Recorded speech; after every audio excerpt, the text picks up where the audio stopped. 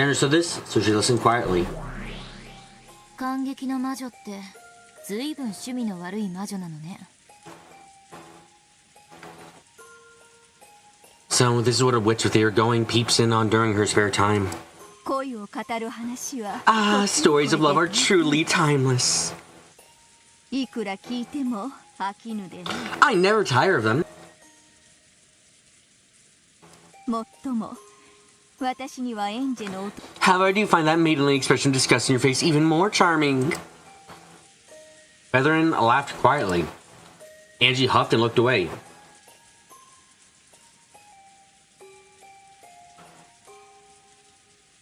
Angie huffed and looked away, but she realized that would only entertain Featherin even more, so she tried to act unconcerned.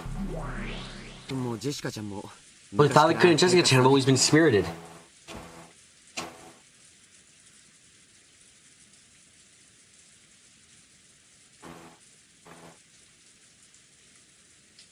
Hi, Gary. Welcome, welcome. Yeah. No, phrasing that way is just dodging the point.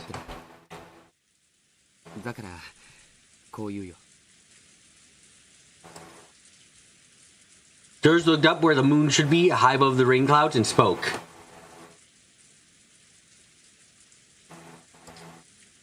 The honest words spoke from George's meek heart.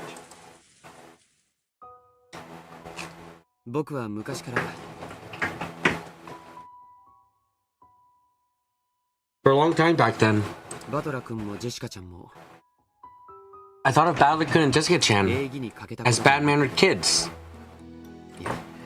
No, only be more direct.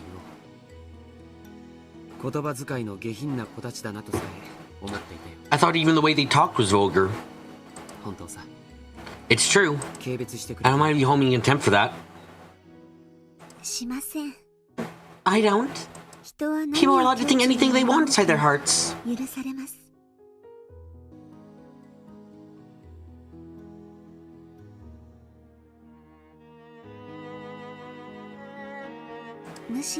In fact, I think you were all the more commendable for not letting you show on the outside. Thanks. I secretly look down on those two.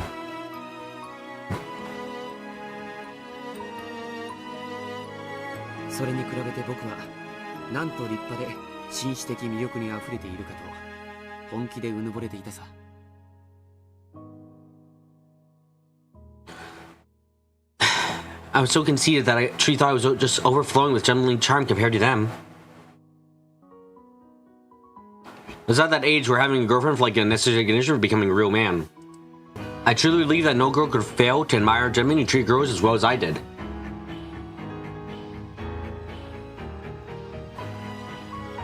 So I really did assume that the girls I knew were attracted to me.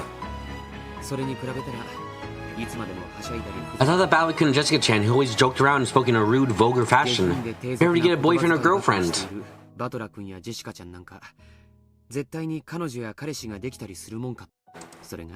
might have used that argument to distract myself while I still couldn't get a girlfriend.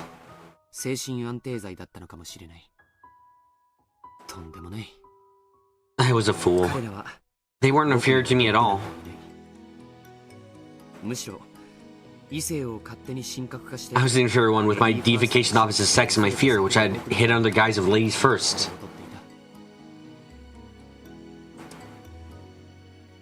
That's been Balor's and Jessica's personality from the beginning. True, they were rude, and one couldn't have called them chumly or ladylike. But tomboys are on the rise, don't you know?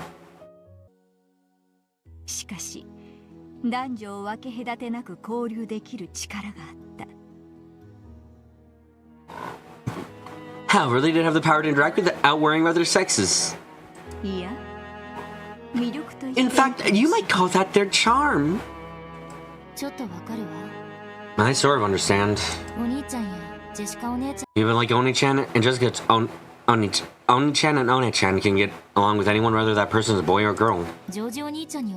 Apologies, George. One-chan, but guys who try too hard to act like Gemini, I find that a bit creepy. It's like they have delusions about women or something.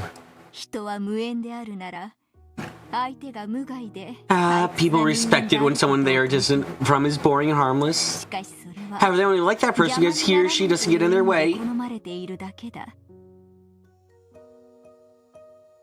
退屈な人間を身近にしたいと願う人間などいるわけもない。 No human being would want to deem their connection with a boring person. This came out in like 2008 or something, right? Was it like incel shit, like a nice guy shit, like widespread by that point? I don't know, but if not, what the fuck, Ryokushi? What the fuck did the writer on? Jesus, crime. Of course. No one wanted to be friends with an unmoving, unspeaking telephone pole. However, unmoving and speaking exactly what you want from telephone pole.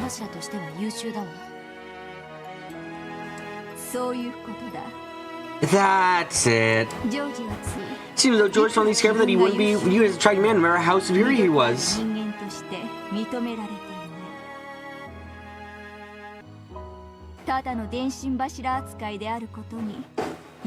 And that he would be treated like a telephone pole the whole time.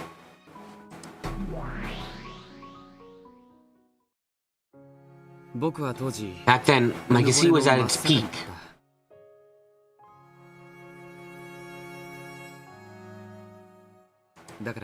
So when everyone gathered at the family conference, I believe I was the most attractive. That all the servant girls who played with us were in love with me. And then the day finally came when I realized how pathetic I was. Did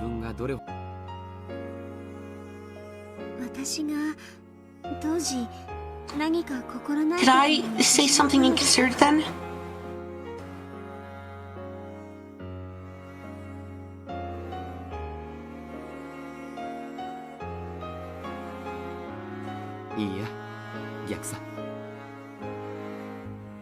No, it's the opposite.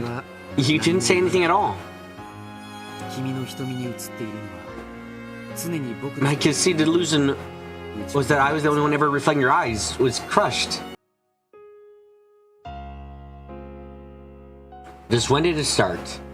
No, it must have started long before then. I only found notice because my eyes were clouded with conceit. One day, I suddenly realized you guys were getting along with Balor-kun and Jessica-chan far better than with me.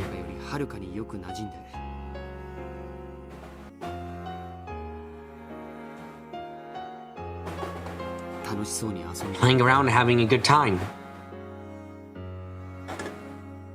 Yes. Those two whom I looked down upon so much were radiating far more charm than I was.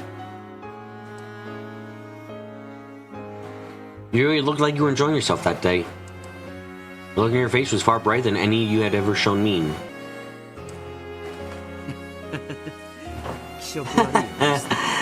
Sickening, isn't it? I just assumed that you liked me.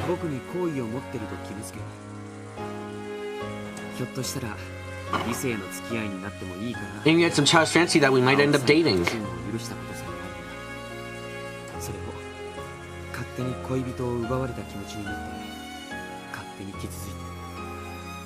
I said nothing at all. I felt as though my girlfriend had been stolen from me and left myself feel hurt. Just how pathetic I was at that moment. When that happened, I finally realized how foolish I'd been. George-sama. After that stuff happened, Balor couldn't stop coming to the family conferences, but I heard about him from time to time with Uncle Rudolph. Uncle Rudolph cares more than he shows. Even though he gets in fights with Balor-kun all the time, he has always paid close attention to his son's going-ons. Yes, I've heard similar things. Even Asumu-sama is spared at how alike they were. She was sure that Rudolph-sama's blood was to blame for all the trouble caused by Balor-sama's popularity with the girls at school.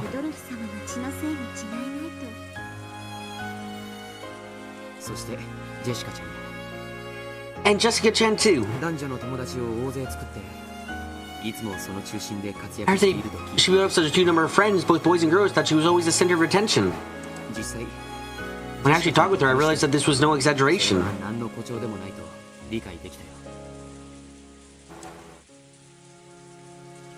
Daxir's had shown that the two I had looked down upon were much more attractive human beings than I was. At first, I tried to imitate those two. It's pretty ridiculous. I thought by joking around and speaking rudely, I could get that same charm they had.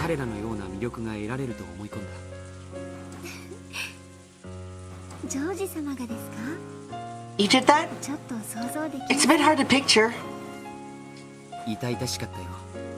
It was honestly pathetic. I'm sure I've avoid that time for the rest of my life.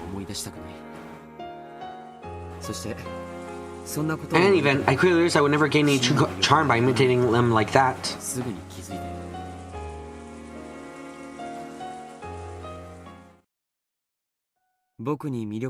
I caught it respecting people. I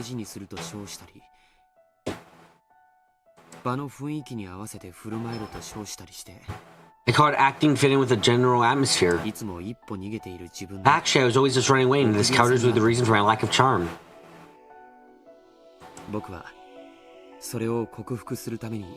I resolved myself to overcome that flaw and be reborn. I finally understood that shell I was in, and I swore to break out of it.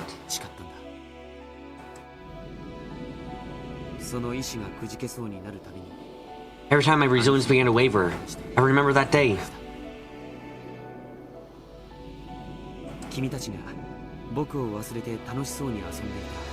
The day I saw you all forget about me entirely and play around happily.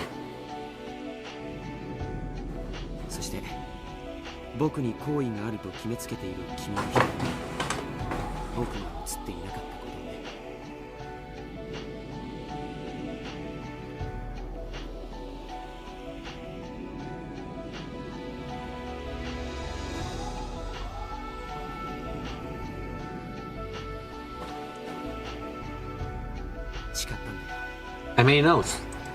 This time I really make you notice me. It'll be reflecting your eyes.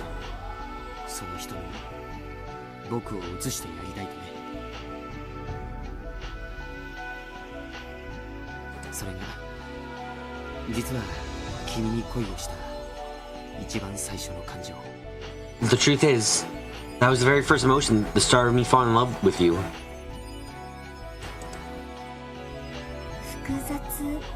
It must have been complicated. That day I felt desire for revenge against you all. No, against you specifically for playing as a group and ignoring me, what?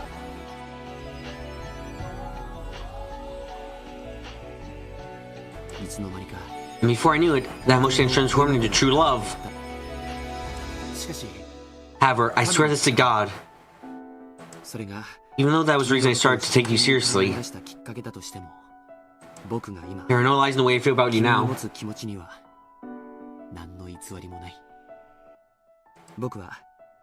I swear to love you for all my life. I'll not lie about that for anyone or anything.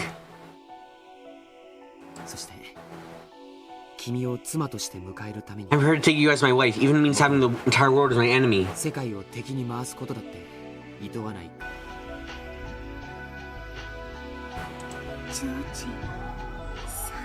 George-san?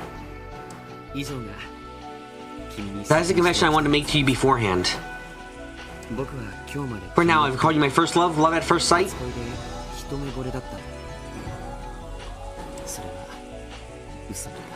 That was a lie.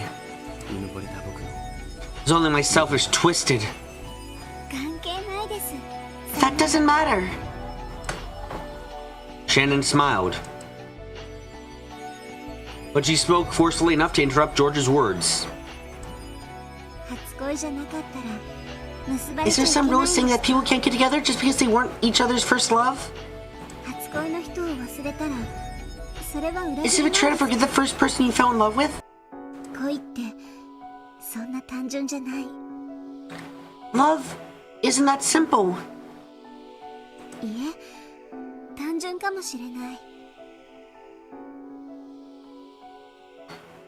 Well, it might be simple. After all, love is easy. Always, what did you feel now? Only the honest feelings you feel now can tell you the right answer. So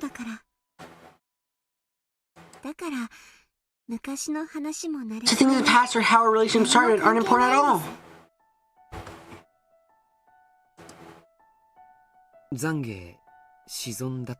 Then I confess for nothing.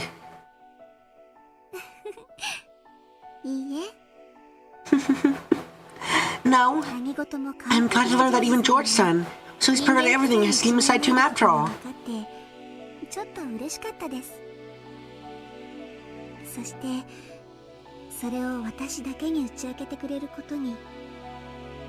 It makes you happy to know that I'm the only person you've told this to.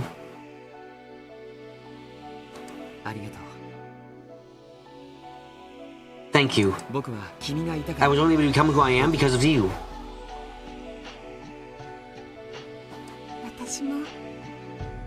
Me too. I am as I am because of you, George-san.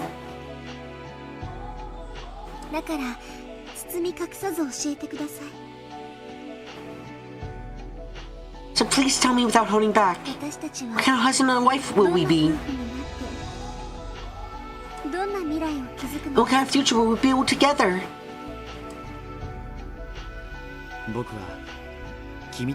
When I have you as my wife, I become an even more accomplished businessman than my father. And through all kinds of challenges and adventures, I hope to explore the limits of my potential.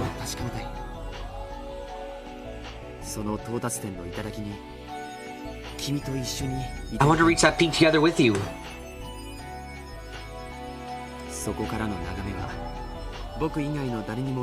The view from there will be something no one can show you but me. It sounds fun. I'll be with you wherever you go.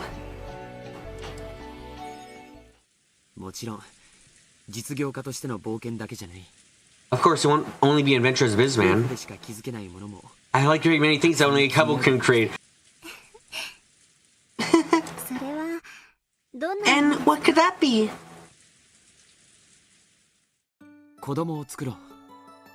Let's have some kids. Yes, my husband. I like 3 of them at least. At least 1 boy and 1 girl. And what if all 3 are boys? The next one might be a girl. You make a 4th one. Doesn't matter how many. Enjoy the adventure to bring them up together. When those children eventually leave the nest, they'll make us some grandchildren. My man, I think you're seeing a bit too far ahead right now. Like, just take a step back.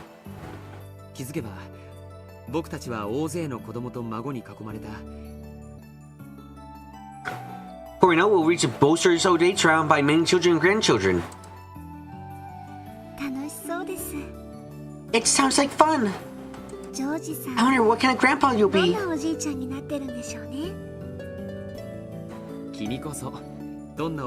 And I wonder what kind of grandma you'll be.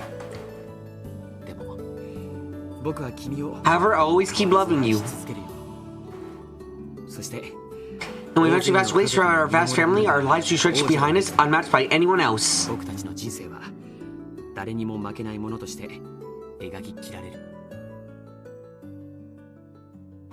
George didn't talk about his love in the present. He swore to love her so until the final moment, when the lids of their coffins would be shut. Then, George took a small box out of his pocket. Without even opening it, she knew what was inside. She took it out with a motion that was more natural even than the one he had practiced in the bathroom of the airport. And it was overflowing with charm. Sayo? Yes? Let's get married. Yes! Please, take this ring and put it on your finger. Yes, George-san?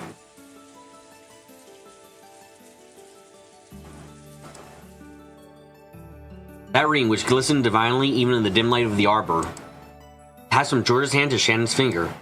Of course, Shannon already decided which finger to put it on. I swear to resolutely stand against any fate which may attempt to get in the way of our future.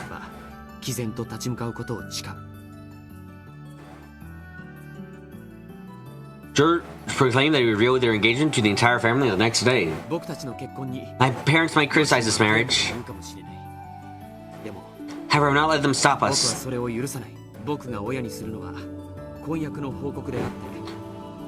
going to inform them of our engagement, not ask for their permission.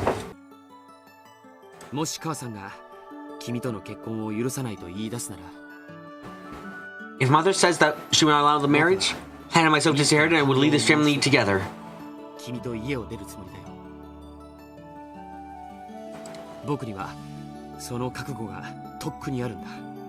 I've been prepared for that long since before.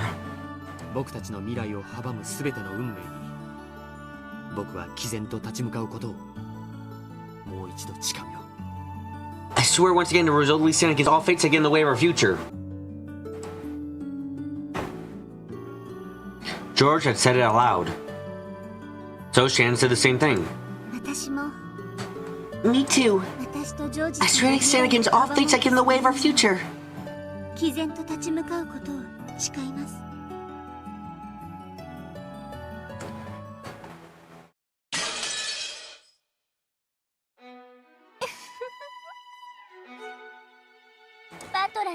Battle-san, when will the crime start? I just had about enough of this love show.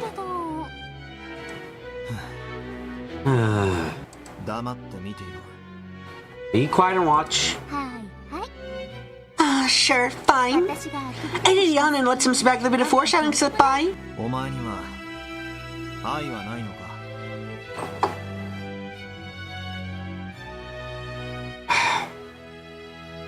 Do you have no love? Are there any mysteries to accept love as proof? No, there aren't. Erica laughed coldly and stared down at the two on the game board. Violet watched her quietly. Erica thought she felt a touch of pity in his gaze, and she averted her eyes uncomfortably.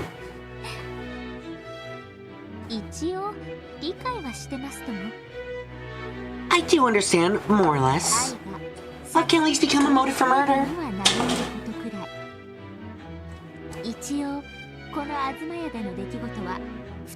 I can remember the scene beneath the arbor to represent a possible motive for the crime their engagement somehow impeded.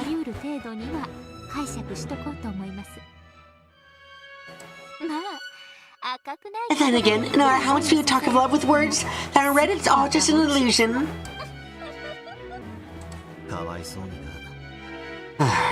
That's very sad. Can't even love anyone without proof given to you by a witch.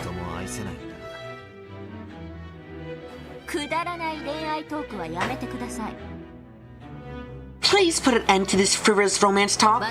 I'm your enemy, not some eccentric friend of yours content to engage with your ramblings about love.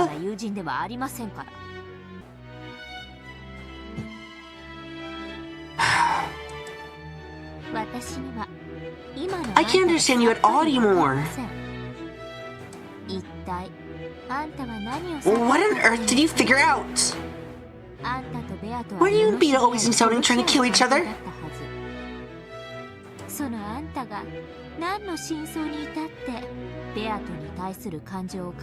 What truth could you have reached to make you change your emotions regarding her? Please don't tell me your feelings of true love that was probably a murder survivor or something ridiculous like that. Lady Erica.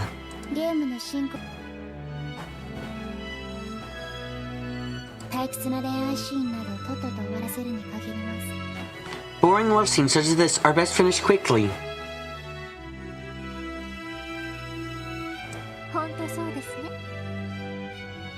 Ah, you've got a point.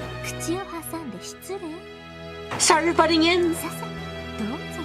Come, let's move on.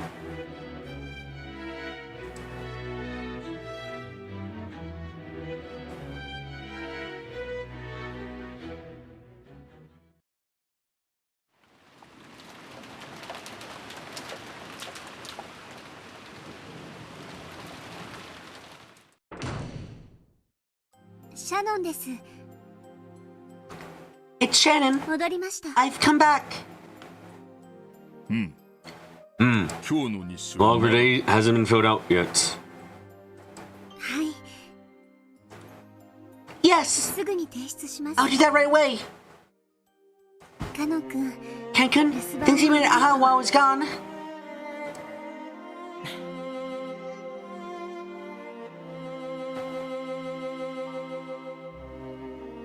長い休み時間だったね。 That was a pretty long break. Ken had already noticed. There's a silvery glint coming from the ring finger in Shannon's left hand. Then I will retire. Please don't hesitate to wake me if anything occurs. おやすみなさいませ。 Good night, Genji-sama. Genji disappeared off to the waiting room. Out of that, only Shannon and Ken remained. 時間をくれてありがとう。 Thanks for giving me some time. あとは私が控えて。 I'll be staying here so you can take a break now if you want. もう休んでもいいよ。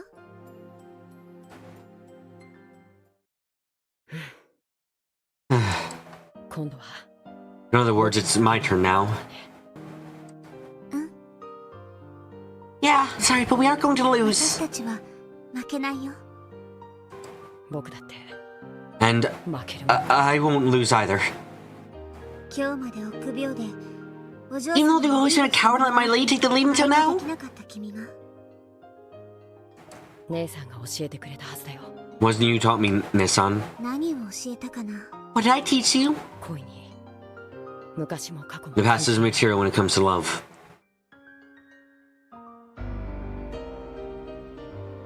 今だけが重要なんだって。 The president's all that's important. もしそれが本当なら。 That's true, then I think my president is no way inferior to yours, Nissan. 姉さんの今に何も負けてるなんて思わない。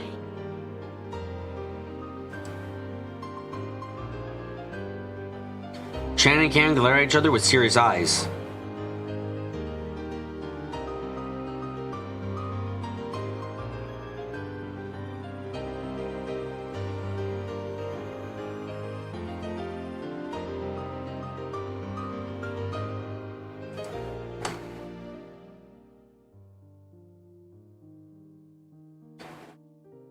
That period of tension vanished when Shannon chuckled. それでいいよ。 Yes, that's good. 君とお嬢様も頑張って。 You, my lady, have to give it your all. もしも結ばれるなら。 If you do end up together, 私たちが make sure you build a relationship wonderful enough that we can cheer you on with all of our hearts. 素敵な関係になって。姉さんに。 Well, you do have a huge lead on me. 仕方ないよ。 Nothing to be done about that. それが君の。 That's what you get for your cowardice before now.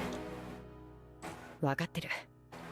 I know. それが僕の罪だから。 That is my sin. Shannon and Ken fished around their pockets and drew out two small things that glittered gold. They looked like the left and right wings of a gold butterfly. 私たちは家具。 We are furniture. 人間になって。 Never become a human and receive the miracle that allows us love. We should rely on a miracle magic once again. 魔法の奇跡を頼らなくてはならない。あいつのブローチが役に立つなんて。 To think that her brooch would prove useful. 私たちの手元にある。 It's the only magic within our reach. 唯一の魔法。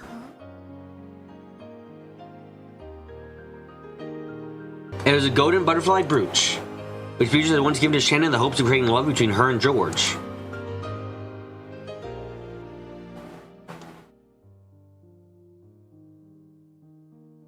Shannon had given it to Ken, but he had let his emotion get a hold of him and had crushed it into pieces.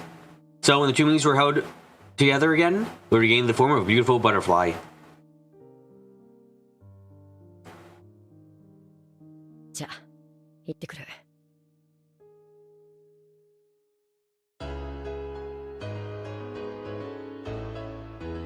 Then I'll be back soon. After all, they have asked me to play cards with them. Yeah.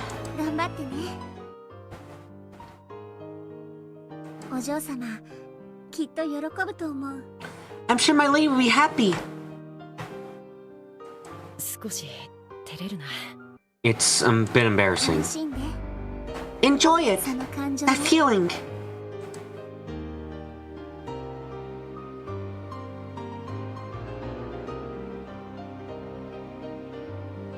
Gan left the room.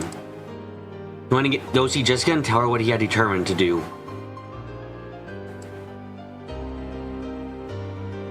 Shannon quietly watched him go.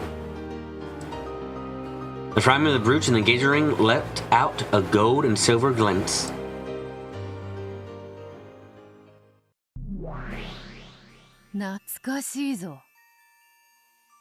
That takes me back. That's something I gave Shannon, if I recall.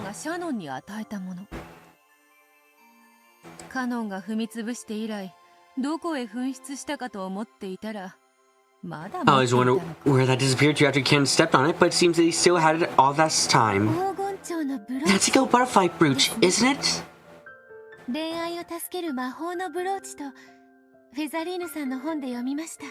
I read about the magical brooch that can save a love relationship in Feathering Sand's book. And that had been the first moment that Beatrice, Witch of the Forest, had met with a human and given them her power. I bet she had sent from mere ghost to the rule of their mansion at night. By making the terms of leaving her, she had wiped away the anti-magic power. And then, it eventually became possible for her to appear openly in front of Shannon, whose magic reason had grown particularly low and had begun to believe in the existence of Beatrice. Chibito, who had been unable to interact with anyone for many years, his conversation with Shannon must have been especially fun. And that's why Josie gave her the butterfly brooch. I was in quite the good mood.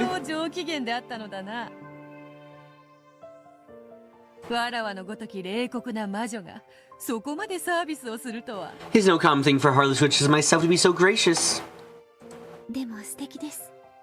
But it's wonderful.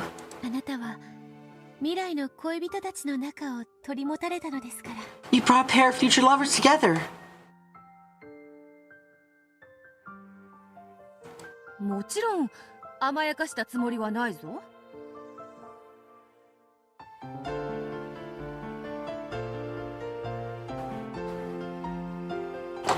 Of course, I did not pamper them. I think she was fashion that hateful spirit mirror repressed my magical powers. Thanks that I was able to bring much of my power all in one go.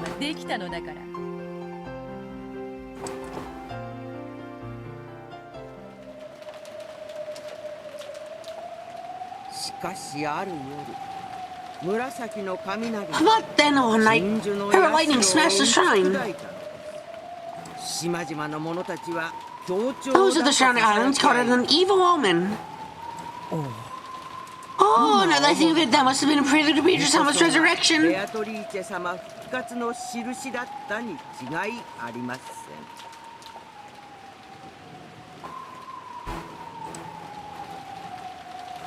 Gonzara had the rest of the night off, so she had let Erika talk her into drinking a bit, and was chatting about the legend of Akuji Kijima, and Beatrice in a happy, tipsy mood. Erika would nod from time to time, but she listened very closely. She wasn't actually taking notes, but she was gathering the information on the whiteboard inside her head. Then she frowned as though noticing something out of place and held up her hand. Oh, wait a second. Hi? Yes! That shrine was built for a traveling mountaineering aesthetic to seal the evil spirits of Akuji Kijima. Isn't that right?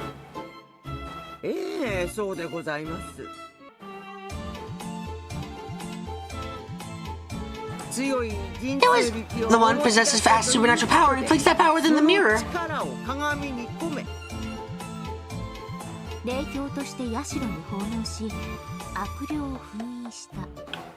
And placed it within the shrine as a sacred mirror to seal the evil spirits.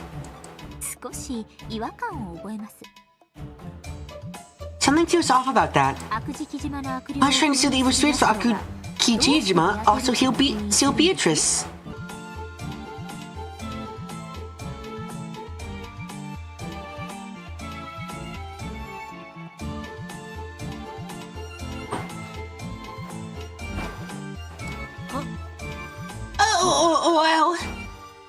Well, It's all because of the power of the sacred mirror. なるほど。 I see. 東洋の悪霊も西洋の魔女も OK の便利な霊境。 So it's just really coming to a sacred mirror that works on both evil spirits in the east and witches on the west. わかりました。 Got it. すっきりはしませんが、そこは折れること。 So let's stop fight, I'll back off for now. しかし、どうしてベアトリーチェが蜘蛛の巣も嫌うのかわかりません。 What I don't get why Beatrice can't stand spider webs.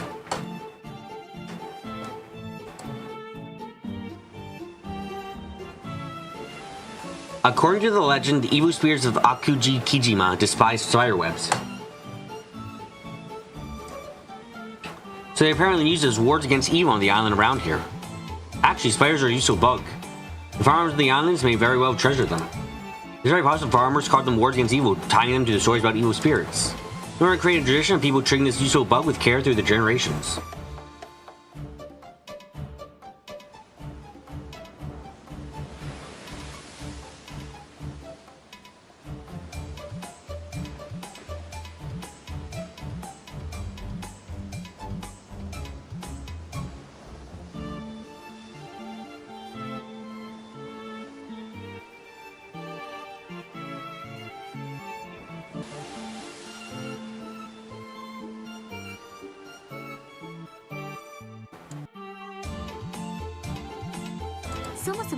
The origins of the legend of the witch Beatrice came after Ushirimiya Kinji moved to this island. When we sprouted about the mysterious legend of the goat and his mistress who gave it to him as a witch. In other words, the evil spirits of Akuji Kijima and the witch Beatrice are completely different things.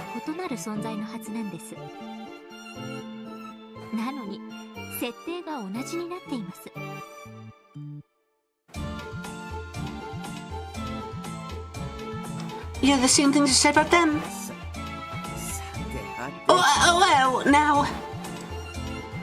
The evil spirits of Akuji Kijima couldn't stand spider webs, so neither could Beatrice. That's her reasoning had been implied all over the place. When it was pointed out that this was strange, Kumasawa was lost for an answer. The doorknob to Kinzo's sand study has a scoring magic switch on it, which represents a charm against magic in Western sorcery. That's why the Western witch Beatrice can't touch them. I can understand that part. But there's no reason for Beatrice to dislike spider webs. I don't remember spider webs ever being included among things Western witches can't stand.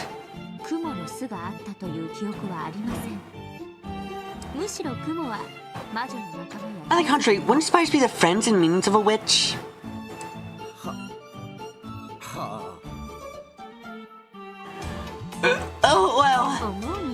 In my opinion, these two legends are the evil spirits of Akuji Kijima and the witch Beatrice. How can a little mixed together?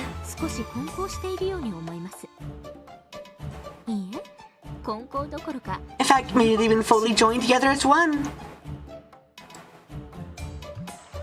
The legend of Akuji Kijima is a fairy tale created by fishermen for reefs in the Rokujima area.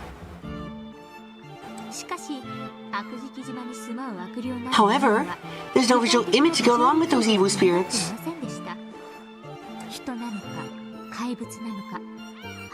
Were they people, monsters, or ghosts without legs? There's no mental picture of them. People are bad at imagining things without visuals.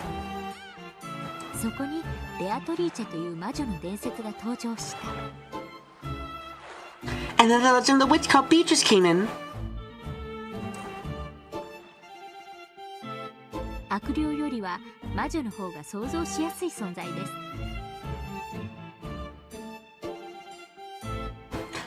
A witch is a lot easier to picture than evil spirits.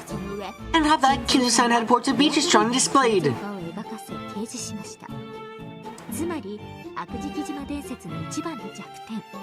In other words, the lack of visual image, which was the one weak point of the legend of Akuji Kijima, was finally completed.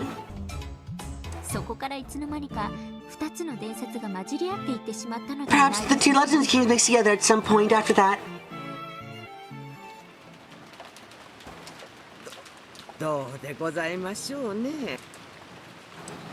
Well, I wonder. Oh.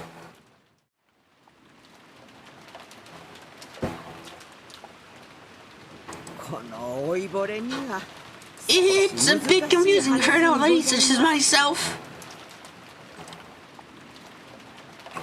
Gonzalo laughed to smooth it over, wiping away a cold sweat. She might seem confused, but she actually didn't understand what Erika was saying. In truth, she did have a rough understanding of how the legend of Akuji Kijima, which had been around before Ushima Kinza, had come to Rokujima. And the legend of the Golden Witch, the story of the woman who had given Kinzo a vast quantity of gold. That changed over time. She won't admit it, but she knew. Beatrice's backstory, that she hated the spirit mirror and spiderwebs, had actually been based on an ancient legend of Akuji Kijima. The evil spirits part of the legend had just been replaced by the witch of the portrait.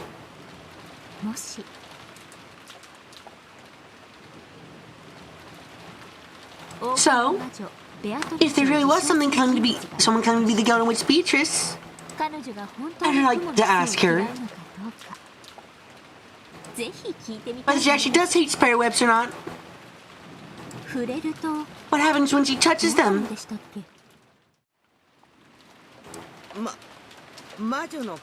It is said that witches and their minions see burns when they touch spiderwebs.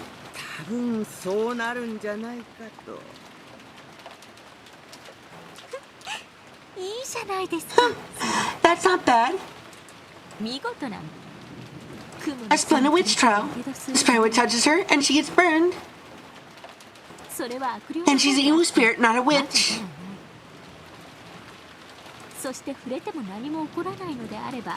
And nothing happens, and it proves she's just human.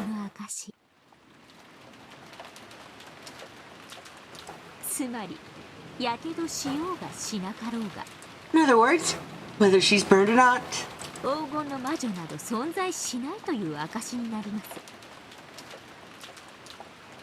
It would prove that Golden Witch doesn't exist.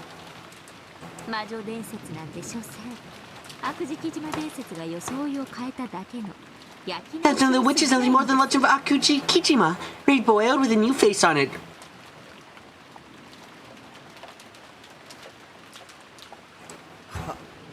Oh, well. All it takes is the person of the legend, and deducting this becomes trivial for Furuto Erika.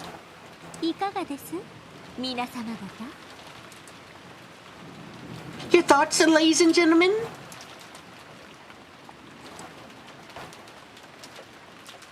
Though only the two of them were in the lounge, Eric faced in the direction of the invisible audience who would have been there if there was one, and shrugged. And to match Erika's imagination, the two of them actually were there listening in.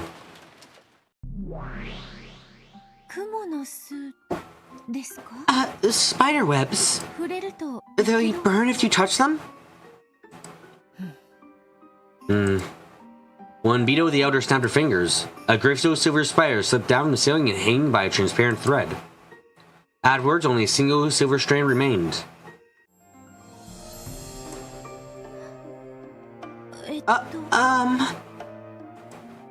Timidly, Beto stretched her finger out towards the spider's string, and she touched it.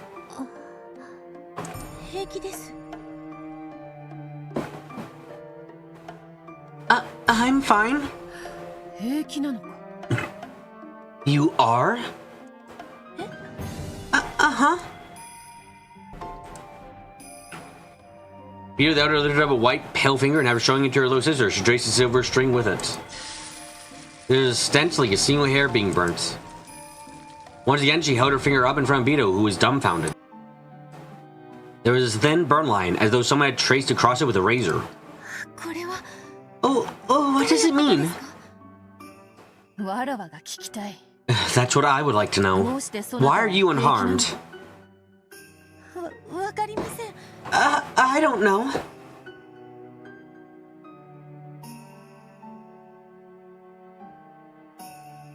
So Beatrice is basically Kumadorian Beatrice. It seems like that's the one who was raised at, who learned about what Beatrice was supposed to be like and took on some of their traits.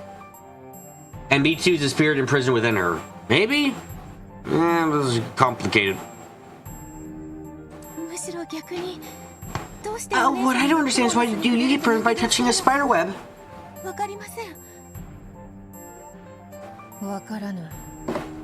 I do not know. What? Too many Beatrices. Guys, is it wrong if I start losing count of Beatrices after the 6th one?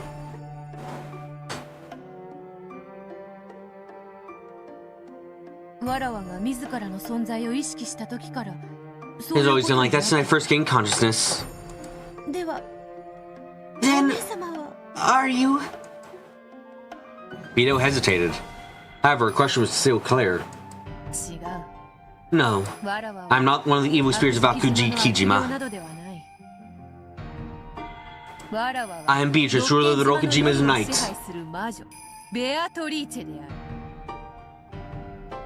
Even I do not know why I have the same weakness as this island's evil spirits of old.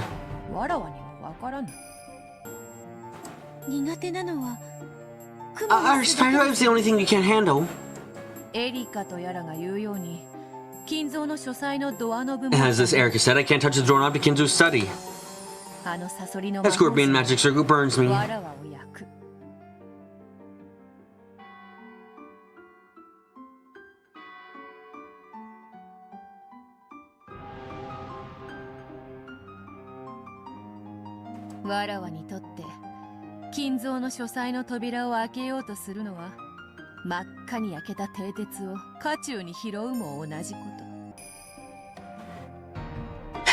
For me, trying to open the door to that study is like trying to pick a red-hot horseshoe out of a fire.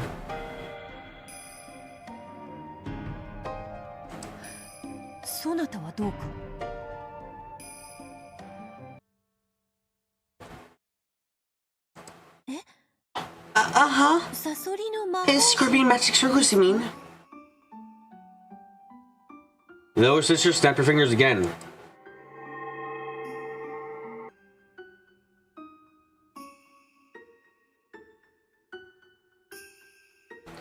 When she did, the surrounding scene bent and twisted, and they suddenly moved to the place in front of Kinzo's study.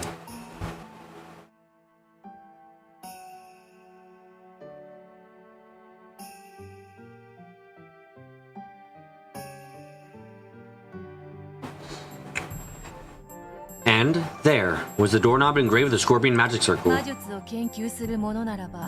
Those who read sorcery must have a refuge sealed off from both human and spiritual disturbances. It's no surprise that Kinzo chose to seal off the study and place a charm such as this here.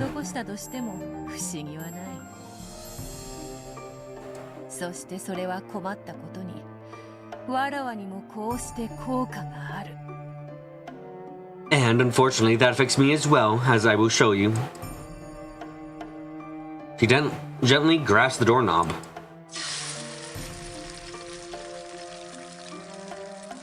As she did, a violent burning sound, unbelievably stronger than one caused by a spiderweb, rang out. One-sama, are you okay? Your hand!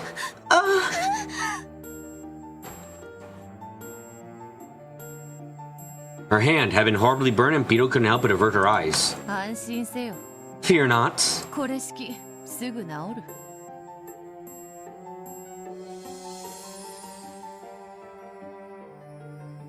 This scratch will heal quickly.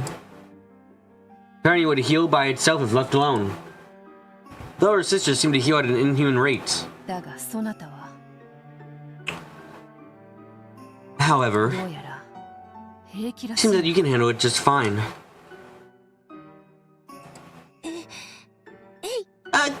Go. She timidly poked the doorknob. Nothing happened. Slowly, she touched it with her entire palm, but she felt nothing but a pleasantly cool sensation. Strange. Though you are my double, you are different than me in several ways.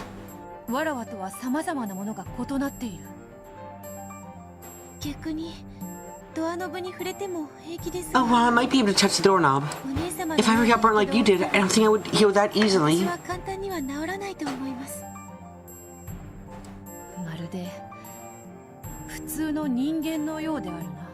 It's as though you're a normal human. Yes. Even if I find it a little hard to believe that I'm a witch.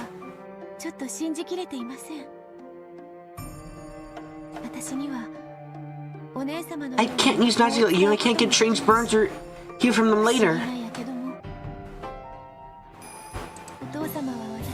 Father believed that I was a great witch reborn.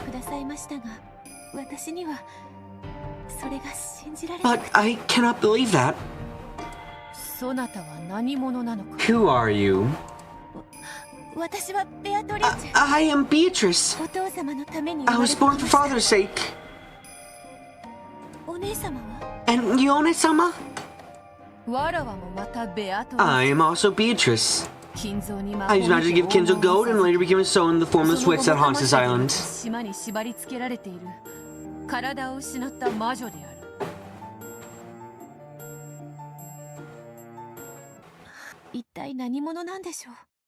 Just who on earth are we? Unlike me, it seems you possess a body.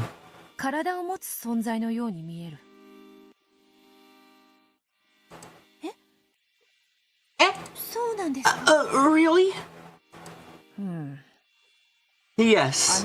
It occurred to me while listening to the Erica person.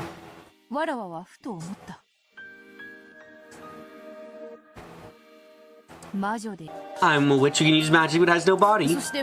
And you're a witch who has a body but can use no magic.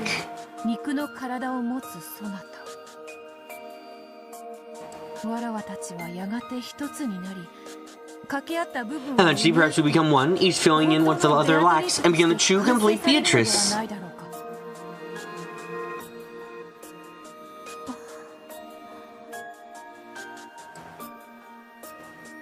It did seem plausible. Both the Beatrices were missing something. If they become one, then surely they would be very close to the Beatrice that Ballard desired.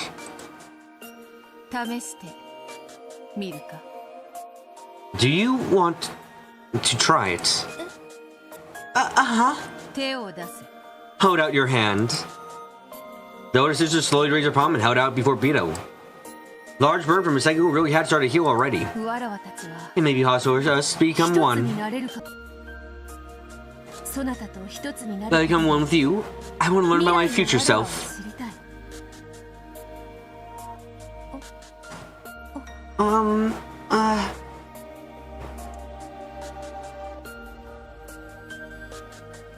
Beto slowly raised her hand, and the two hands touched.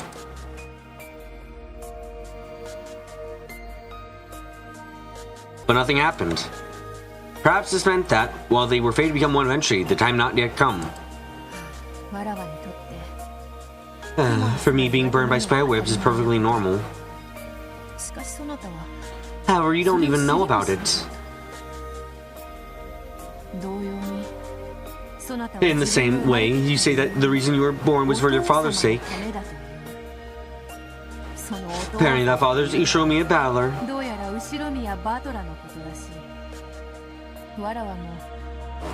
I know him as a rare guest who only comes a few times a year.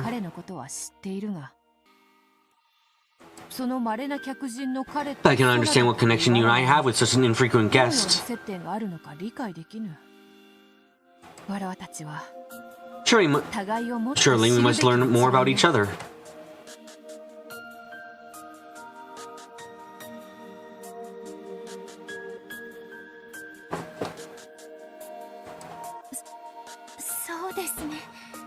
Yeah, you're right. I get the feeling that learning about each other will lead us to something very important.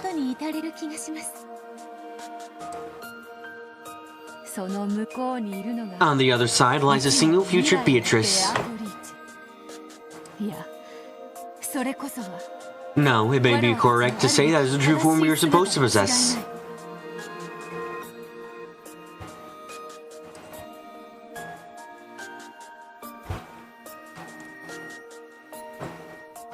With their hands still joined, the two Beatrices swore to fill in the parts the other lacked,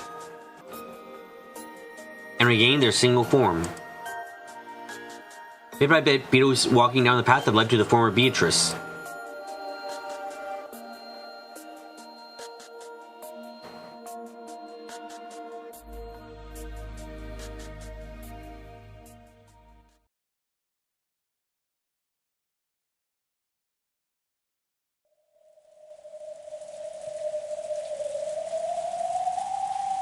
The eerie sound of the rain and wind.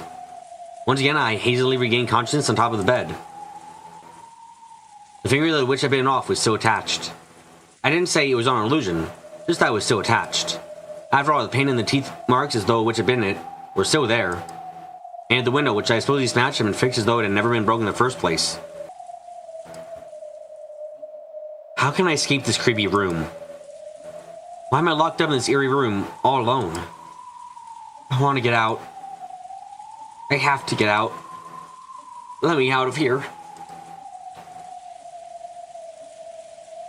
The door was sealed with a firm chain. I could open a crack, but only enough to peek out into the corridor at best. It would probably be hard to even just get a fist through. The windows wouldn't budge either. They're no better than being barred prison windows.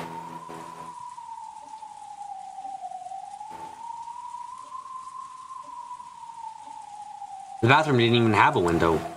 The only thing I could get through there was the water that flowed if you turned on the tap.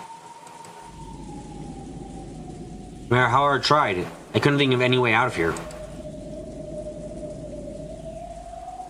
Shut in here like this, I was no more or less than a prisoner.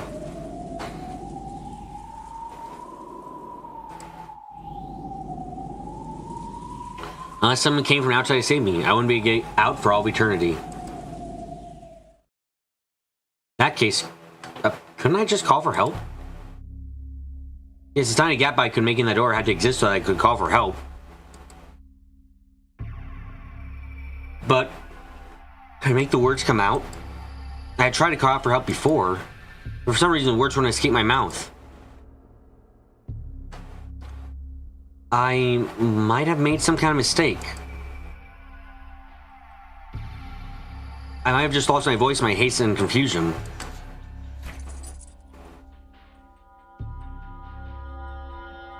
I cracked the door open one more time.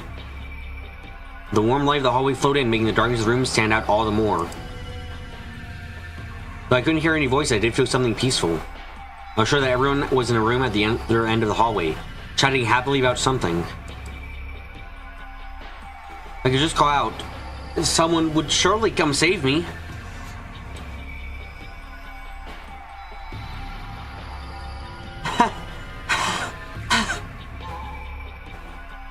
Holding back something indescribable, I tried yelling once more.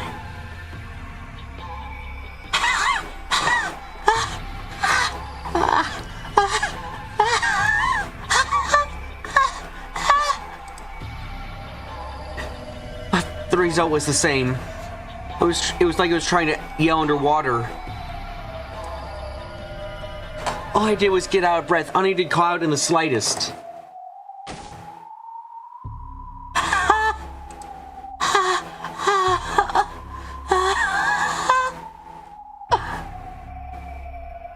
Though I could say as much as I wanted if I just grumbled to myself inside the room. When I was trying to make my voice reach outside, I choked and was unable to say anything.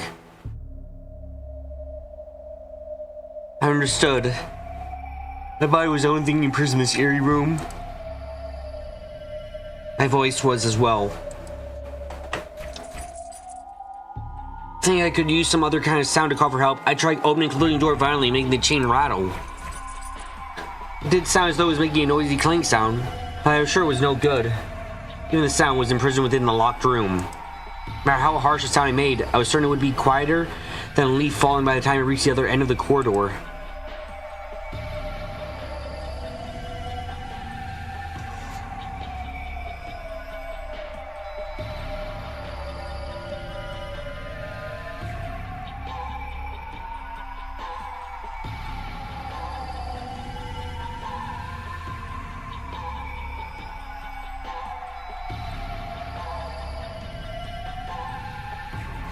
I tried using a hateful chain that sealed the door to make a sound to call for someone, but that only deepened my despair.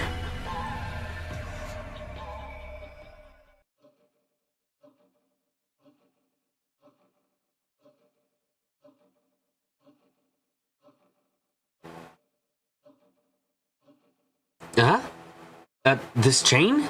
That's insane. Even though just for a second it was a stiff chain that looked like it was used to seal a monster away. At some point, It had transformed to a normal chain lock. This changed everything. Now I could just undo it from the inside. Trying to chain, but I couldn't pull it off, the chain not being long enough for that while the door was still open a crack. Of course. Calm down.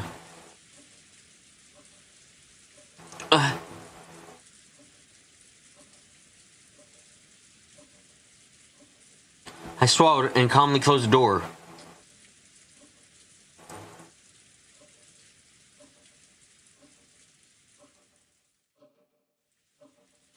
Then, when I saw the chain had slacked enough, I touched it with my finger to make sure. However, that was a long time ago. I couldn't fasten them normally now. Anyone could, it was easy. Clank. The moment that terrible thought that the demon who locked me in this room I had been using as a trap to give hope to me and then make me despair more finally stopped haunting me. The chain looked unfastened. The chain dangled there right before my eyes. Now, there was no lock sealing this door. Please don't torment me anymore and just open normally. Slowly, the door opened. I had closed the door in order to undo the chain. The warm light from the hallway had been cut off. What if I opened it again and that warm light was gone this time? I was even afraid of that. However, that was just me being overly imaginative.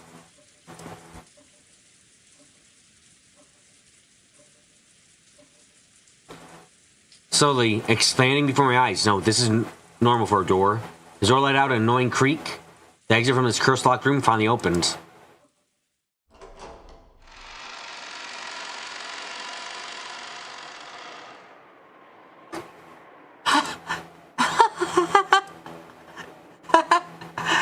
I did it!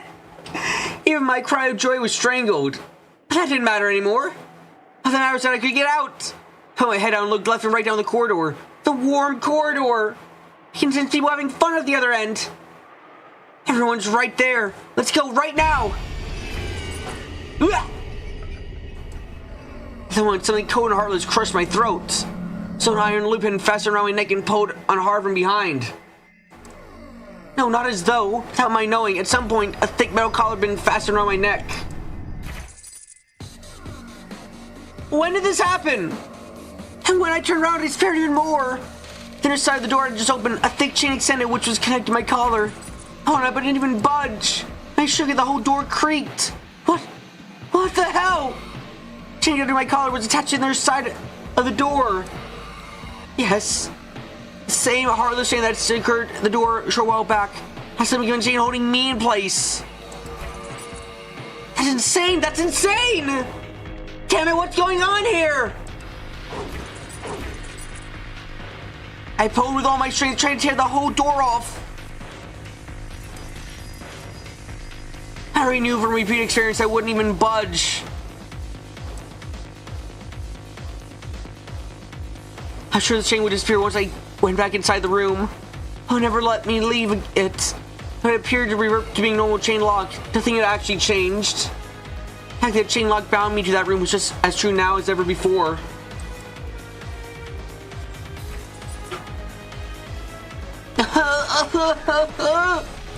Tears flowed down my face. I pulled with all I had. It was completely useless. And what I did, I never tear it loose. I wasn't even made a call for help. But an confused anger of the demon mercilessly made me think that just for an instant I'd escaped. But no matter how much I yelled, no voice came out and no one at the other end of the corridor could hear me.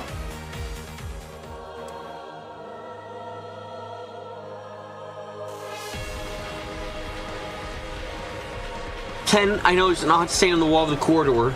Wasn't it a stain? There were letters traced out by a finger that had been covered in red paint. Huh?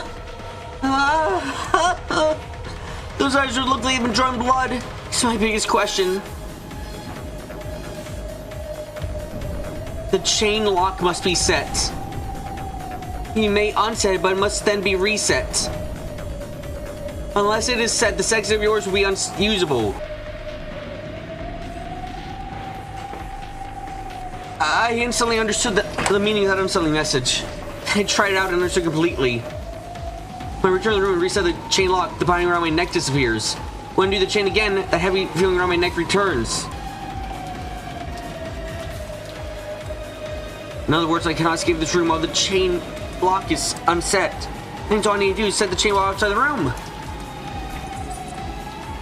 I undid the chain one more time. When the collar chain appeared around my neck.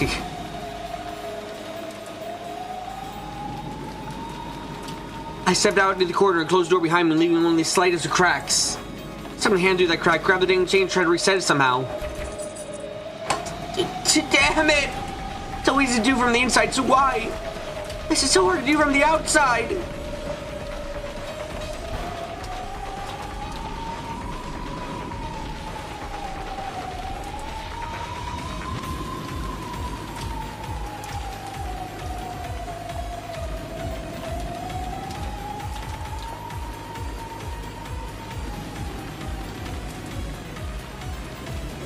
Cap needed to be wide if I want him to manipulate the chain well. However, that made the chain too short to reach. Turning the chain even close to reaching, I closed the door as much as possible. And that meant that there wouldn't be enough of a gap to fit my hand in. Of course, that was perfectly natural. Chain locks are made to be done from the inside. The only point is you could set and unset them from the outside. That's why the length of the chain is specifically chosen. Prevent anyone setting or unsetting it from the outside. Maybe I could manage it with some kind of hard and thin tool? If the cap of the door was just a finger's width across, the chain would have enough length to reach. I'd just bend a wire hanger so it fits through the crack. And work the chain with that. That's right, there's a closet just to the side of the room. Could there be some hangers in there? I found one! Oh, thank God! A single cheap looking hanger like the one my final laundry room was hanging there. Really? Pretty sure that when I looked sure a while ago, nothing like this was in the closet. Oh, who cares? Quickly, quickly! I twisted the wire, running the end with the tip around. I formed a loop at the end to grab things with. Aiming for a sort of burglar's tool. Then dashed down the corridor and closed the door and was as far as it could go. Harris could never pass through this. With the door closed like this, the chain should have extra length to spare. And this crack is large enough for me to stick the hanger through. Now it's just a matter of technique. I'd have to be able to do it if I try enough times. I'm sure of it.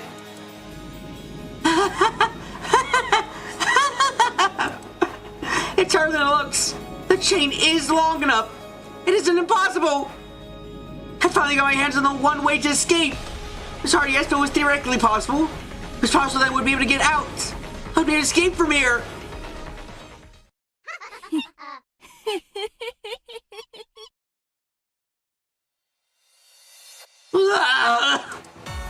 At that moment, I felt a heavy weight on the far side of the door. It felt as though someone inside the room had leaned against the door with their forehead. And the witch, had laughed.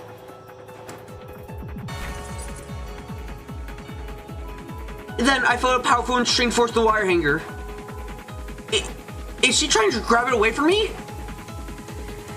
Yeah, right. Like hell I'll let it go. Like hell I'll let my one key out of her get sewn while my guard's down. Fortunately, I stuck my wrist through it so that I wouldn't drop it if my hand got tired. You want me to snatch this out of my hands?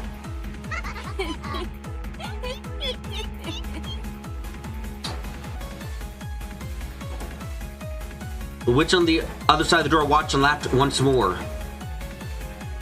Then, I noticed something weird. With my left hand, which had pressed against the door to hold it in place. Between the fingers of that hand, I see something red.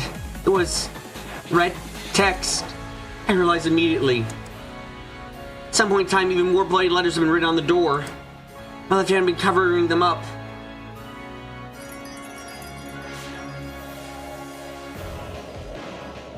So finding an instant device like showing the witch behind the door, I moved my left hand to the side. Where that hand had been, blood letters had indeed been written. It read, as though someone had predicted I'd struggle this way from the very beginning. A message directly from the witch to me. No matter the method, it is possible to set or unset the chain lock from the outside. All tricks done from the corridor have been sealed by the red letters. No way!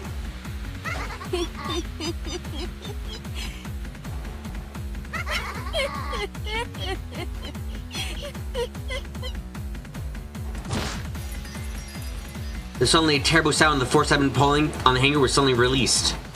And when I looked at the hanger that was finally free, I lost all hope. As though it had been hit by the acid of the room's darkness, the tip of the hanger had burned and bubbled and melted away. And now it was pivotal short. It couldn't be used for anything. It would be used to search for a substitute. All seemed to stand at the chain outside had been sealed. Damn it, damn it, damn it, damn it! As I ran to the wire hanger against the floor and faced all the way filled with warm light and called for help. I was just choked up, I didn't even speak at all. Everyone's just down the corridor. Everything's peaceful there. I can't hear their voices, but I know. I'm sure they're all having a good time playing cards. Please, someone notice me! Someone save me!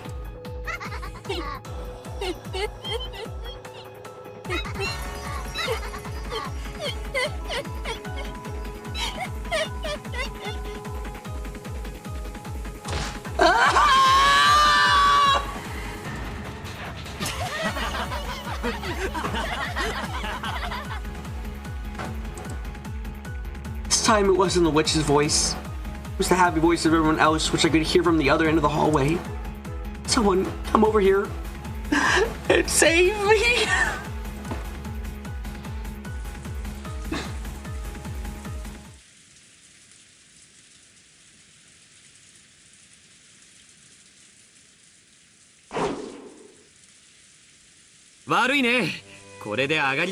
Sorry, but I'm out. George slammed his last card down and the game with his victory once again. Everyone gasped in unison. Cousin's room was filled with laughter as they enjoyed their card game.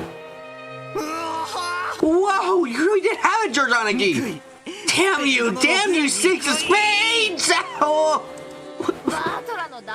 Your 8 of diamonds is pretty nasty too. Ah, that was so close!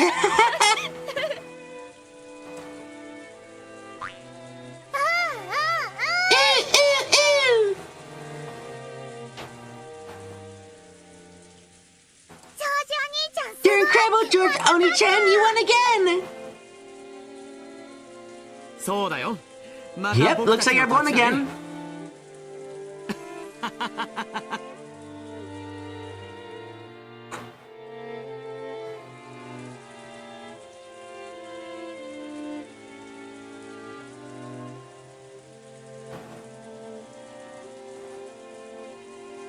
Maria really couldn't hold her own in an all-out battle. So she had teamed up with George, which is why she was celebrating his victory. Yeah. Utter defeat. Ken winced and let his cards drop to the table. The game of sevens that Ken and the cousin had been playing had been a fierce battle. Normally they would take things easy since Maria was here, so this sort of game was rare. Ken had started taking the game seriously, unwilling to lose. So George and Ballard responded and the battle had grown fierce. Unlike Ballard was carefree enough to enjoy whether he won or lost, Ken's mood changed drastically with every victory and defeat. There's less a dislike for losing, more that he just wasn't used to playing games. He wasn't used to the idea that you win some, you lose some. So even a loss of a game for fun was something he took very seriously. Since he had resolved to win and unfortunately challenged veteran players George and Ballard, the result was plain to see. As Ken slumped his shoulders, Jessie had slapped him on the back. Hey! You almost had it! But man, I love this stuff! Fighting all out! Whether I go all out or not, it's meaningless if I lose in the end.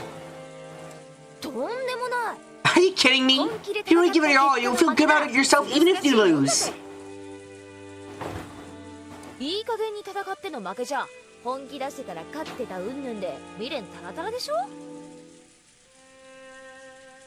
You lose after hardly trying, then you feel like grumbling and complaining about how you'd have won if you taken it seriously, right? That's right.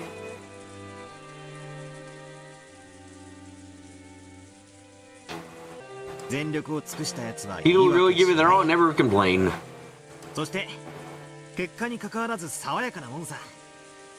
Those guys are always cheery no matter what.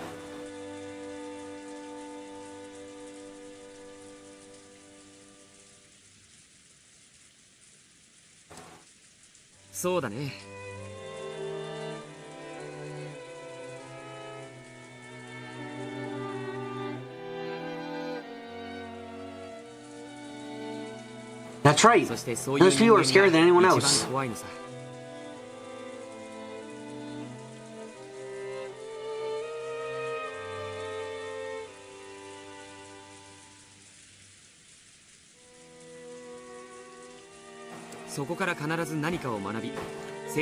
They always learn something from their experiences. Very true. I was a coward, so I could never learn anything.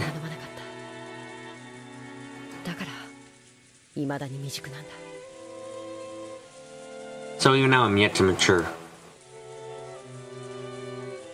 I'm a furniture, so it's useless to dream. As he had rigidly leave that, he had distanced himself from everything and shut himself away.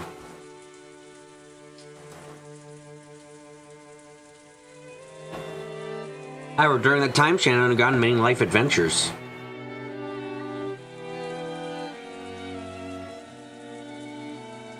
And now her hand rests on the door separating furniture and humans.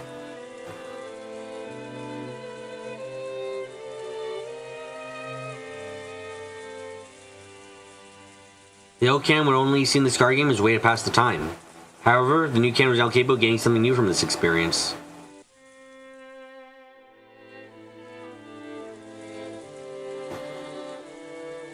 Yeah, that probably could be called growth. Furniture does nothing but rot with the passage of time. Being able to grow is a privilege given only to humans.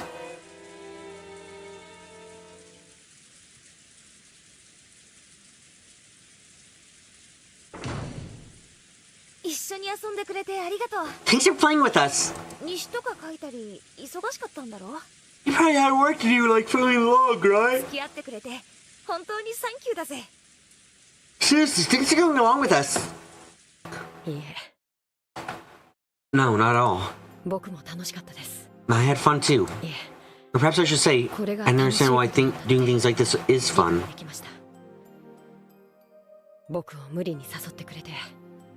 Thank you so much for forcing me to come. Let's challenge ourselves more and more.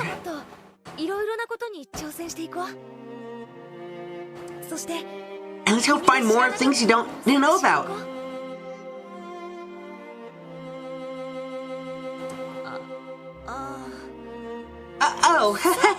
So, about what we were talking about before. You want to try guitar? I mean, it's not like you have to or anything, but, it must be very difficult. Yeah, I guess.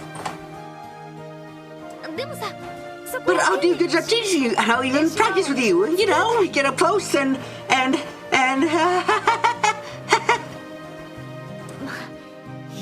well, I guess I'm not that much of an expert myself.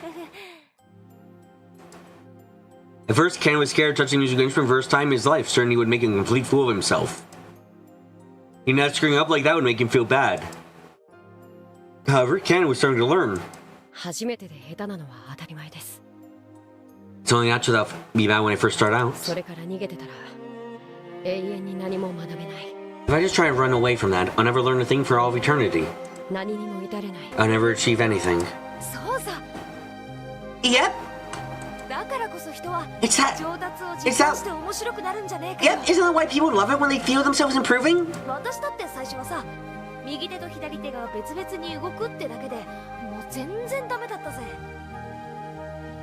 Even I started making my left and right hands move at the same time when I first started.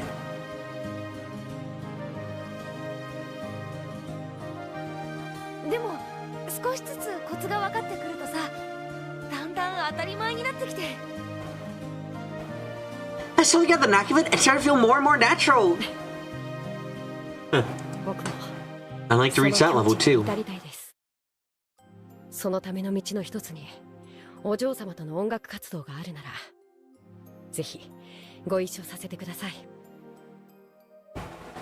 I'd love to do that with you, my lady. Really?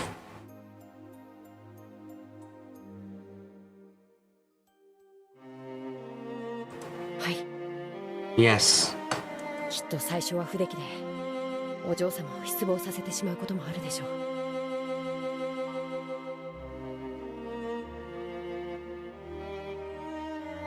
I'm sure I'll be hard, but when I start, I might even make you lose hope in me at times. But if I've given it my all, I can take my failures in stride.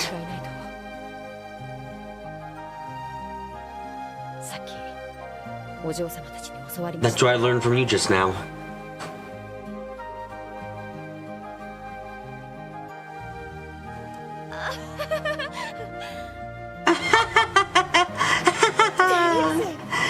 You're embarrassing me! Now, love you even more, my lady. Because I've earned my eyes for so long, even though you shone like the sun.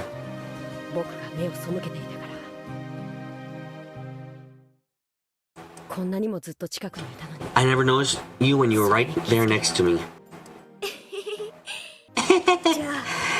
Then I'd better work even harder to make you love me even more.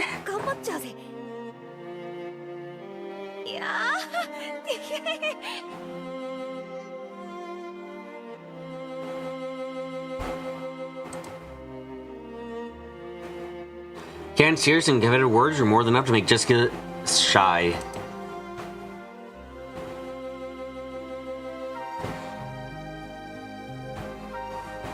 However, Ken's expression unexpectedly clouded. My lady, the reason I loved you is so clear. That's why I can't bear not knowing. Not knowing what?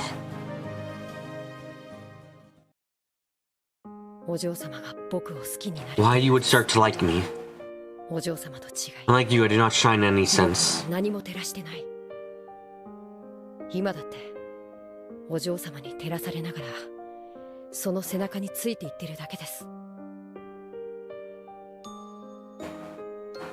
Even now, I'm still just clinging to your back as you shine the way. I can't think of any reason why you would like a wretch like me.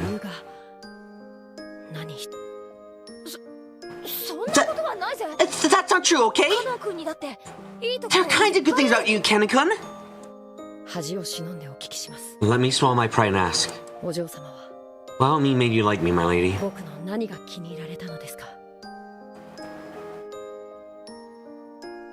Ken hung his head. He never learned anything, so he'd never been able to take the lead with her. It made him sad and frustrated that he'd always been the one-sided recipient of her affection, and could nothing but respond to it. Jessica was lost for words. After all, compared to the reason that Ken had fallen for Jessica's reason was a lot more vague. She had listened to Shannon talk about her love with George, and at school, she and her friends always talk about relationships with boys. Nothing strange about a girl fascinated by the idea of romance and showing interest in a nearby member of the opposite sex. However, she put that into words. She would be misinterpreted as saying that any nearby boy would have done just as well. Oh wow, would you look at that? However, if nothing else, she knew what she felt at this moment. She did love Cannon, and she truly wanted a relationship with him. They might end up together as a result, or they might not. However the outcome, she could accept it as long as she held nothing back. Allowed her to stay true to her feelings, what she knew she felt right now, and acted on them seriously. However, she couldn't find the right words to tell Cannon this. When Cannon saw Jessica bite her lower lip in frustration, he finally realized.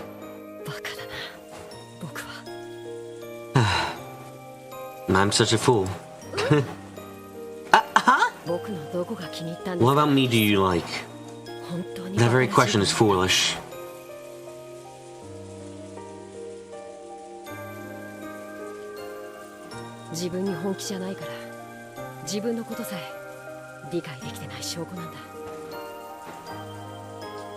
It's proof that I'm not serious about myself and I've been able to understand myself.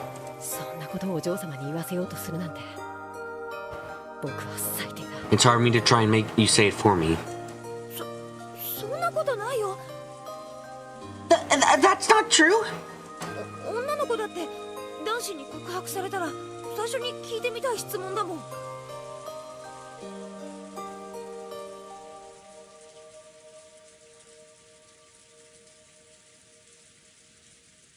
That's not true at all! After all, it's the first question any girl would like to ask after being given a love confession. The question, what part of me do you like? It was up to me to ask you that first. How can anyone like someone so immature?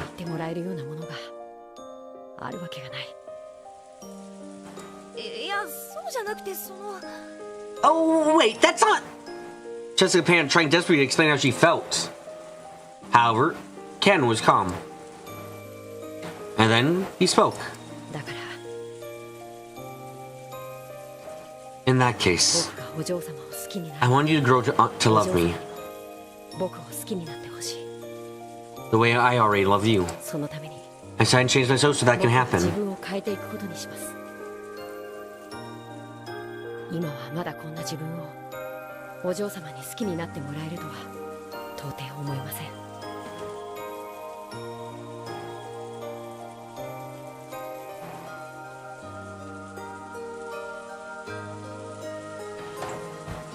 I cannot possibly hope for you to love me the way I am. But someday, no matter what... Yeah! I should sure to become a wonderful person, Kanekun.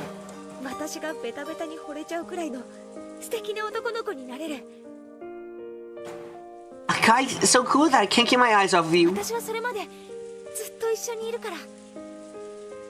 I'm gonna stick by you all the way.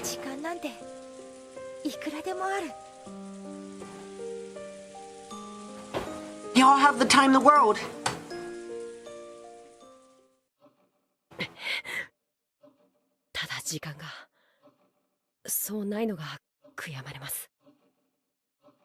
Unfortunately, there isn't much time left. What about time? Oh, when I talk about furniture, it usually saddens you.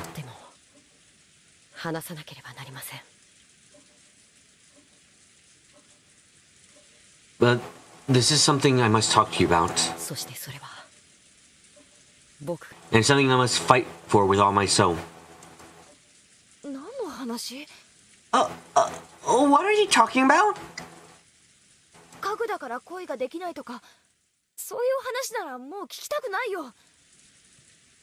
don't want to hear any more of that I'm furniture so I can fall in love talk. You're human, not furniture. I understand.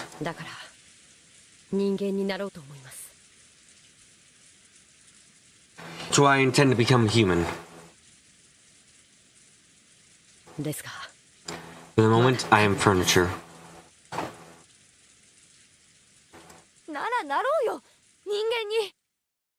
Just do it! Become a human!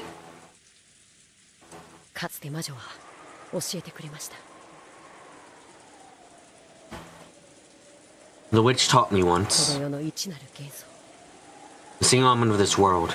She said it was love.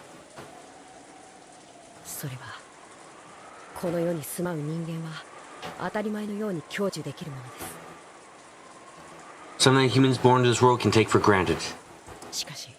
However, it is not something that those not from this world who are born as furniture can take for granted.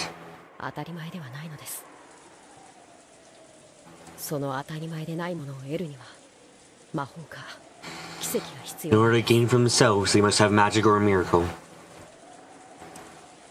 In the same way that Nissan and George-sama never have ended up as they are without borrowing the power of the golden butterfly brooch.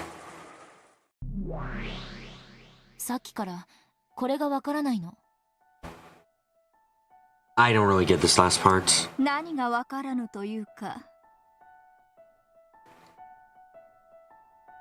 What is it you don't understand? Let me hear it.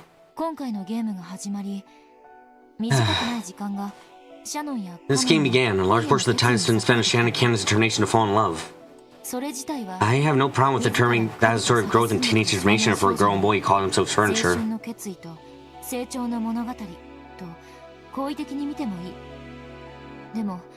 However, one of the assumptions they make feels really out of place to me. Why is magic necessary? Is that it? Both Shannon and Ken... No, I'll purposely refer to them as furniture. The furniture has always claimed that there cannot be love between furniture and humans. That's where the magic of the golden butterfly brooch came into play. It was a miraculous result of that magic that love was established between Shannon and George Oni-chan.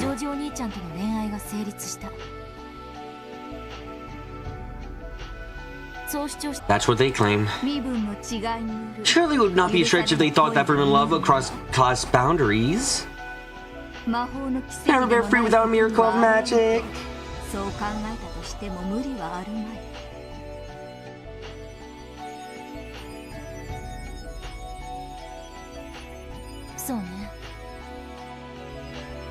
Oh, I agree. Shannon and Ken are both servants in love with members of the Ushiromiya family.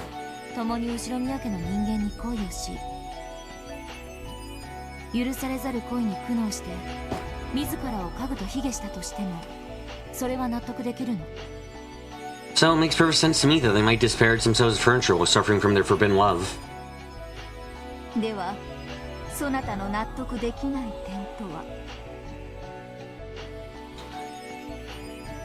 Then what is that does not make sense to you? Now the power of magic once more, marriage will be impossible. Shannon and Cannon both seem to share that view.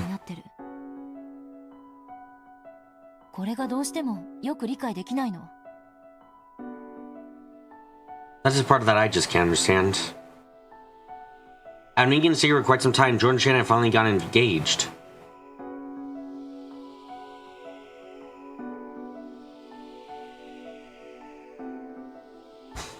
Both were fully prepared for it emotionally.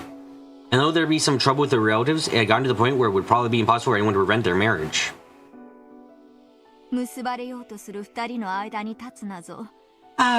Trying to stand between two who wish to be wed is as foolish as standing in the path of an arrow in flight and trying to catch it. Exactly. George Oni-chan has sworn to protect his partner for the rest of their lives. He no longer fears opposition or disinheritance from his parents. On the contrary, even considers them to be the perfect test to demonstrate his love for her.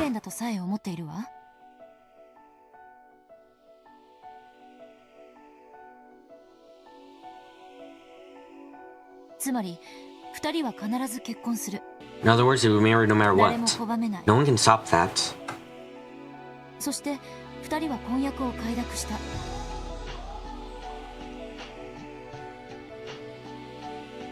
And they both consent to the engagement. No one can stop them or impede them. Trying to break apart lovers is a foolhardy adventure.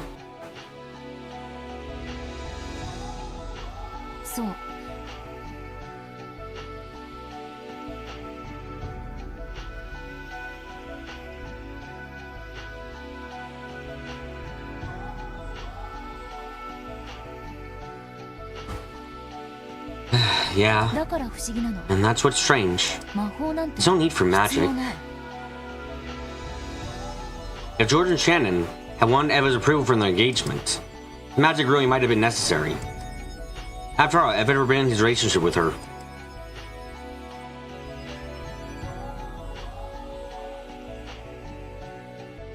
No matter how much George spoke on Shannon's behalf, the chance of Eva being convinced was virtually zero. If that were the case, it would be understandable if they wanted a magical mirror to make Eva acknowledge the engagement. But George Oni-chan had already sworn to it. He doesn't care whether his parents approve of the engagement or not.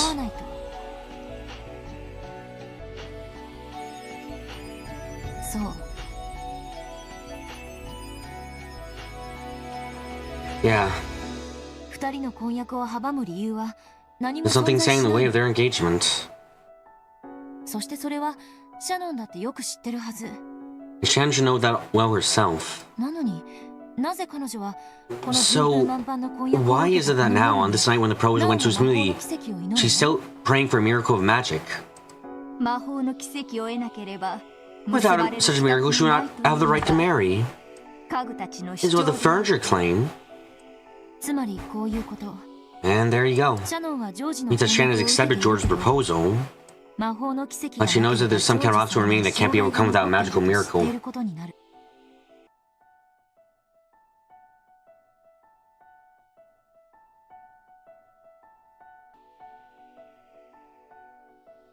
That obstacle isn't something that they can overcome by their own efforts. That's why they need this miracle called magic.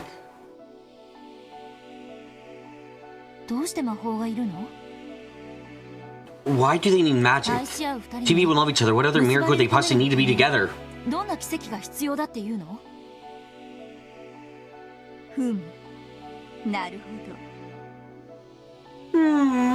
I see. Feathering listened to Angie's interpretation, smiling in a satisfied manner.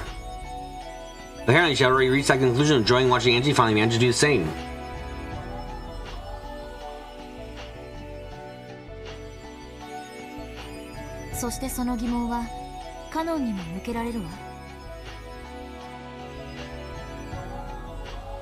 And that same question applies to Canon as well. Love between him and Jessica One-chan has just begun, but their emotions are pure.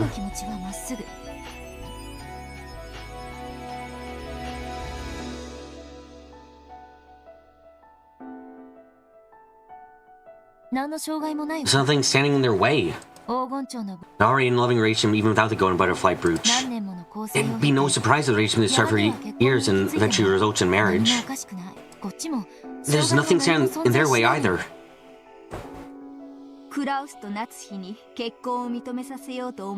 long as they do not seek approval from Kraus and Natsui, it seems that they will not need a magical miracle either.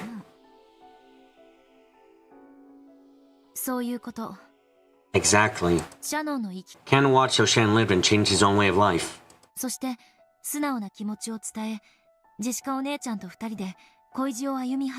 Then he let his true feelings be known to a relationship with Jessica One-chan. There's no need for magic anymore. If it were one-sided love, then you might need a love charm or whatever. The feelings are already mutual. They've already communicated their intentions to one another. So why do they need a miracle on top of that?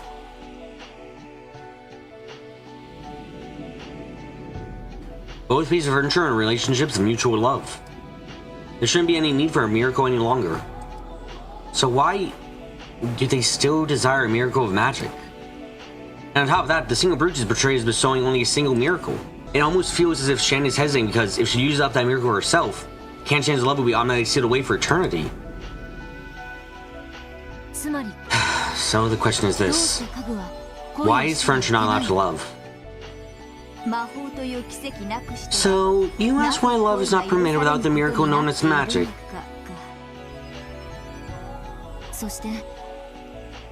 And also, there's that golden butterfly brooch that can allow the laminating furniture that love thinks they were incapable of. I don't... Just what on earth is that?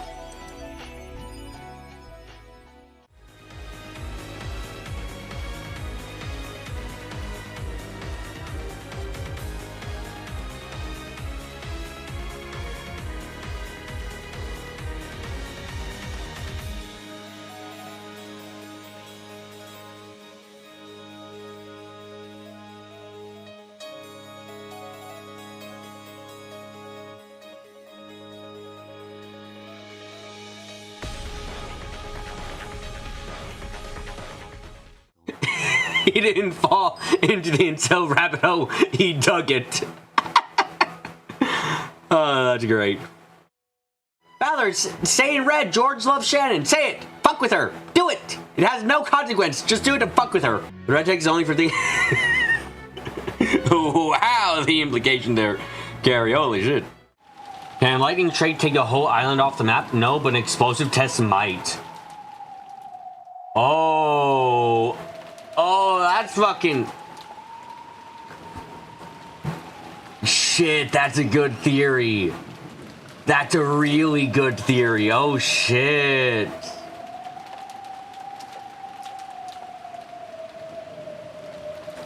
That's actually a quite impressive theory. Okay.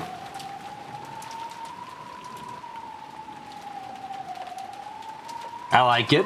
You know what? Never mind. We're throwing that out. Everyone, forget the last 12 minutes of life. None of you remember anything. There was nothing...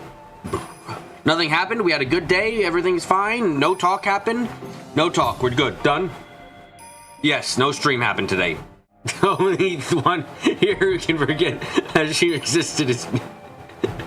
No! Why would you say that? There are no more than 18 Beatrices on this island. The horror that statement is equal parts terrifying and plausible. I just like everything about how much this makes me think. It was the idea that you win some, you lose some. So even a loss of game for fun was something he took very seriously. Oh my god, that's adorable. Oh my god, that's cute as shit. God. Sorry, not sorry, but that's cute. Cute. I love this. This is cute. Cuteness is great. Are they basically saying, so you don't think they're not wishing, I hope my other self gets fucked over. But it's a good, they're both hoping the other one finds true love. Oh, literally opposite what I was thinking. Literally opposite. Okay. Is my brain small? The answer would not surprise you. There's nothing standing in the way of their engagement except George dying. Oh yeah, of course. Yeah, okay, it seems like I'm just dumb and Carrie is completely correct on this one. Got it.